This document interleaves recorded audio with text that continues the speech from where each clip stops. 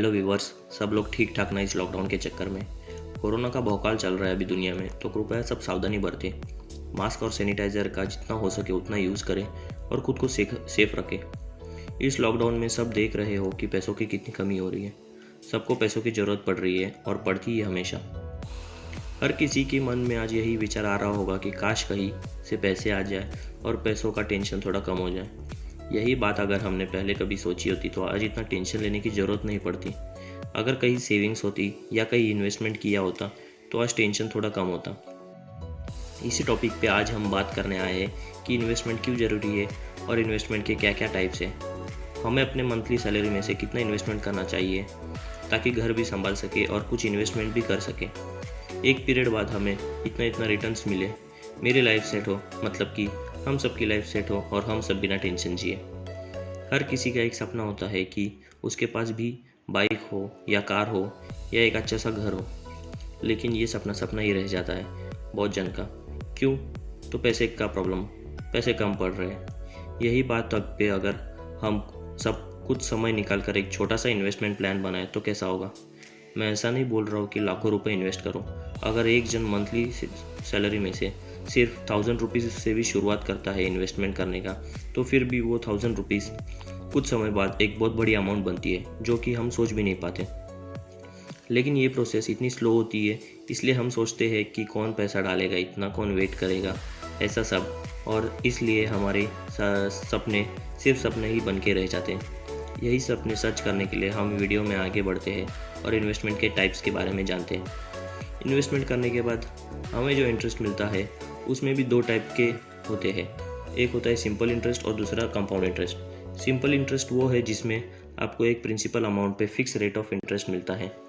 यानी कि एक एग्जांपल लेते हैं, समझो हमें 1 लाख रुपीज़ डिपॉजिट किया है 5 ईयर्स के लिए और हमें रेट ऑफ इंटरेस्ट मिल रहा है 4.5% का।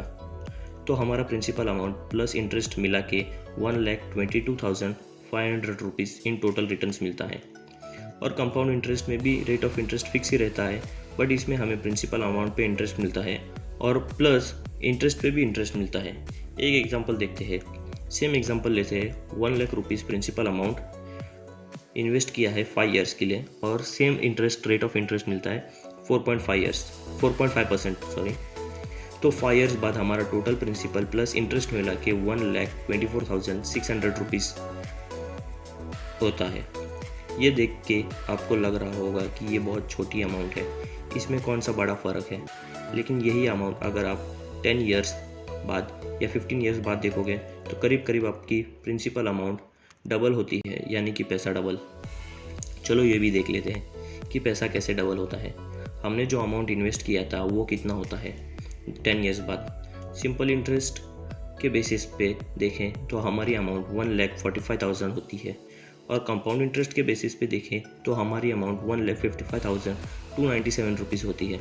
ये हुआ 10 ईयर्स बाद का रिटर्न्स। और 15 ईयर्स बाद देखें तो सिंपल इंटरेस्ट वाली अमाउंट 1,67,500 रुपीज़ बन जाती है और कंपाउंड इंटरेस्ट वाली अमाउंट 1,93,528 रुपीज़ हो जाती है। तो हुआ ना पैसा डबल, बिना टेंशन के, बस वन टाइम इन्वेस्टमेंट करके। बहुत सी अलग अलग टाइप की इन्वेस्टमेंट होती है। सबसे पहले तो वो है जो हम रोज़ अपनी आंखों से देखते हैं, वो है बैंक। बैंक में हर किसी का एक सेविंग्स अकाउंट ज़रूरी होता है और आजकल बैंक अकाउंट ज़रूरी हो गया है क्योंकि सब डिजिटल हो गया है। बैंक हमारी सेविंग्स पे 3% या 4% का इंटरेस्ट रेट ऑफ इंटरेस्ट देती है पर एनम। हर बैंक का अपना अलग अलग रेट ऑफ इंटरेस्ट होता है। सेविंग बैंक अकाउंट एक सेफ इन्वेस्टमेंट ऑप्शन है। बैंक अकाउंट में सिर्फ सिंपल इंटरेस्ट के बेसिस पे रिटर्न्स दिया जाता है। इसमें कोई मिनिमम अमाउंट नहीं होता। आप 500 रुपीज़ से भी शुरू कर सकते हैं। जिसको जैसा ठीक लगे वो अपने अपने हिसाब से डिपॉजिट कर सकता है।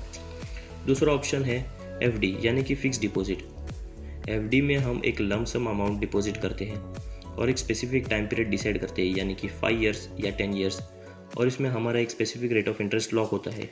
डिपॉजिट करते टाइम जो भी rate of interest bank decide करता है वही रेट ऑफ इंटरेस्ट हमारे टाइम पीरियड मैच्योर होने तक फिक्स होता है बैंक, और इसे बैंक चेंज नहीं कर सकता जब तक हमारा टाइम पीरियड मैच्योर ना हो जाए और इस पर मार्केट फ्लक्चुएशन का कोई इफेक्ट भी नहीं होता। एफडी में सेविंग्स अकाउंट से ज़्यादा रेट ऑफ इंटरेस्ट मिलता है। इन केस अगर हमें कभी पैसों की ज़रूरत पड़ जाए तो हम एफडी में से अपना डिपॉजिट किया हुआ अमाउंट निकाल सकते हैं, लेकिन इस पे हमें कुछ चार्जेस पे करना पड़ता है। सीनियर सिटीजन्स के लिए ये रेट ऑफ इंटरेस्ट कुछ % से ज़्यादा होता है। एफडी में हमारा अमाउंट डूब जाने का या हमें लॉस होने की कोई फिक्र नहीं होती है। एफडी एक सेफ इन्वेस्टमेंट ऑप्शन का टाइप है। एफडी में हमें जो भी इंटरेस्ट मिलता है उसमें टैक्स डिडक्ट होता है। टैक्स 0% से लेकर 30% तक वेरी करता है। एफडी में एक मिनिमम अमाउंट के ऊपर ही डिपॉजिट कर सकते हैं। ये amount bank to bank vary करता है। अभी नेक्स्ट देखते हैं डायरेक्ट इक्विटी। डायरेक्ट इक्विटी मतलब कि in short investment in share market, यानी कि इक्विटी मार्केट में हम खुद डायरेक्ट किसी कंपनी में जिसका हमने बहुत अच्छा स्टडी किया है या जिस कंपनी पे हमें पूरा भरोसा है कि वो लॉन्ग टर्म के लिए हमें अच्छे रिटर्न्स देगी, उसमें इन्वेस्ट करना। जैसे कि हर्षद मेहता ने कहा था, रिस्क है तो इश्क है। इस इक्विटी मार्केट में बहुत रिस्क होता है। इस मार्केट को अच्छे से स्टडी करके फिर अपना पैसा किसी भी कंपनी में इन्वेस्ट करना चाहिए। लेकिन एक बड़ी बात है, जितनी बड़ी रिस्क उठाओगे उतनी बड़ी रिटर्न्स भी देती है ये इक्विटी मार्केट। बहुत से प्लेटफॉर्म से इक्विटी मार्केट में इन्वेस्टमेंट करने के लिए इफ़ किसी को इस प्लेटफॉर्म के बारे में मालूम ना हो तो वो डिस्क्रिप्शन में जाके एक लिंक दिया है, उस पर जाके क्लिक करके अपना अकाउंट बना सकते हैं, वो भी फ्री में। इसमें कोई चार्जेस नहीं है। और हमारे चैनल पे ऐसी आगे बहुत सी वीडियोस आएंगी जिससे तुम इक्विटी मार्केट के बारे में बहुत कुछ सीख सकते हो। तो मेरे व्यूवर्स, अगर तुम भी अच्छा खासा रिटर्न्स चाहते हो तो कृपया चैनल को सब्सक्राइब करो और चैनल के साथ बने रहो। और इक्विटी मार्केट लॉन्ग टर्म के लिए बहुत अच्छे रिटर्न्स देता है। चैनल पे आके ऐसी बहुत सी वीडियोस आएंगी जिस पे आपको इक्विटी मार्केट को बहुत से अच्छे एग्जांपल्स देखने को मिलेंगे। अभी नेक्स्ट देखते हैं म्यूचुअल फंड। म्यूचुअल फंड एक ऐसा इन्वेस्टमेंट ऑप्शन है जहां हम अपने पैसे एक ब्रोकर को देते हैं और वो बहुत सी कंपनीज में इन्वेस्ट करता है। वो अपने हिसाब से स्टडी करके फिर उसको डाइवर्सिफाई करता है, यानी कि वो हमारे पैसे थोड़ा थोड़ा इन्वेस्टमेंट करता है जिससे लॉस का बहुत कम चांसेस होते हैं और वो ब्रोकर एक वेल एजुकेटेड प्रोफेशनल होता है। म्यूचुअल फंड एक सेफ इन्वेस्टमेंट प्लान है। म्यूचुअल फंड एक ऐसा प्लेटफॉर्म है जहां हम किसी के थ्रू कंपनी में पैसा इन्वेस्टमेंट करते हैं। हमारे फंड्स स्टॉक्स में, बॉन्ड्स में और कई अलग अलग जगह डाइवर्सिफाई किया जाता है जिससे लॉस के रिस्क बहुत कम हो जाते हैं। म्यूचुअल फंड में कोई भी मिनिमम अमाउंट नहीं होती। इसमें हम 100 रुपीज़ से भी स्टार्ट कर सकते हैं। म्यूचुअल फंड में 2 टाइप के फंड होते हैं, एक डेब्ट फंड और एक दूसरा इक्विटी फंड। डेब्ट फंड का मतलब है government securities, debentures, corporate bonds या ये एक फिक्स्ड इनकम सिक्योरिटीज़ है। और इक्विटी फंड मतलब कि हमारी इन्वेस्टमेंट इक्विटी मार्केट में इन्वेस्ट की जाती है। डेब्ट फंड एक सेफ इन्वेस्टमेंट है इक्विटी फंड के कंपेयर में। अब आते हैं नेक्स्ट इन्वेस्टमेंट प्लान पे, जो कि है पीपीएफ। पीपीएफ मतलब पब्लिक प्रोविडेंट फंड। पीपीएफ एक लॉन्ग टर्म इन्वेस्टमेंट प्लान है जहां हमारा प्रिंसिपल अमाउंट मिनिमम 15 ईयर्स के लिए लॉक इन पीरियड में रहता है। मतलब हम जितना भी इन्वेस्टमेंट करते हैं वो 15 ईयर्स के लिए लॉक हो जाता है। पीपीएफ अकाउंट में मिनिमम 500 रुपीज़ से लेकर 1.5 लाख पर ईयर तक इन्वेस्टमेंट कर सकते हैं। पीपीएफ अकाउंट बैंक में ओपन किया जाता है। पीपीएफ कंपाउंड इंटरेस्ट के बेसिस पे वर्क करता है। पीपीएफ पे हमें टैक्स बेनिफिट भी मिलता है, कट नहीं होता हमारे इंटरेस्ट में से। एक एग्जांपल देखते हैं।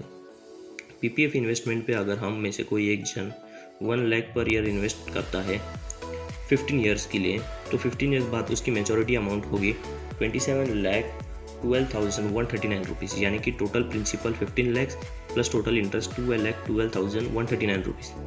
पीपीएफ का current rate of interest 7.1% per annum है। पीपीएफ अकाउंट में एक पार्शियल विड्रॉल का ऑप्शन दिया जाता है। अगर किसी को पैसों की ज़रूरत पड़ी तो वो 5 ईयर्स के बाद अपने पैसे निकाल सकता है, लेकिन सिर्फ 50% अमाउंट निकाल सकता है, बाकी 50% अमाउंट अकाउंट में ही रहते हैं।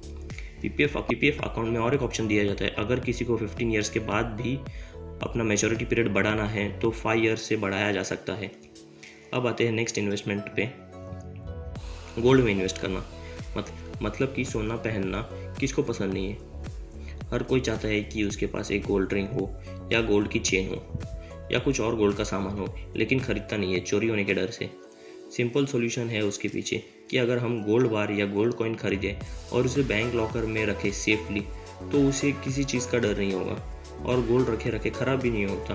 बल्कि अगर हम गोल्ड में इन्वेस्ट करें तो वो लॉन्ग टर्म के लिए हमें बहुत अच्छे रिटर्न देता है।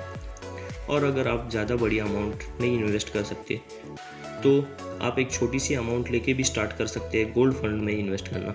एक बहुत ही छोटा सा एग्जांपल लेते हैं, अगर एक पर्सन ने 1 जन 2010 में सिर्फ 1 ग्राम गोल्ड बाई किया होता तो उस वक्त उसकी प्राइस थी 1630 रुपीज़, और ठीक 10 साल बाद यानी कि 1 जन 2020 में उसी 1 ग्राम गोल्ड की प्राइस हो गई 3476 रुपीज़, यानी कि 3 गुना प्राइस में इंक्रीमेंट हुआ बिना कुछ करे। ये एक छोटा सा एग्जांपल था गोल्ड इन्वेस्टमेंट का। तो इसी तरह अगर हम सब कुछ समय देकर इन्वेस्टमेंट का प्लान करते हैं तो फ्यूचर में हम हमारे बहुत से सपने पूरे कर सकते हैं। तो अगर आपको ये वीडियो थोड़ी भी पसंद आई हो तो कृपया चैनल को सब्सक्राइब कर दो और वीडियो पे लाइक और कमेंट ज़रूर करना। धन्यवाद। अब मिलते हैं नेक्स्ट वीडियो में, तब तक के लिए चैनल के साथ जुड़े रहें।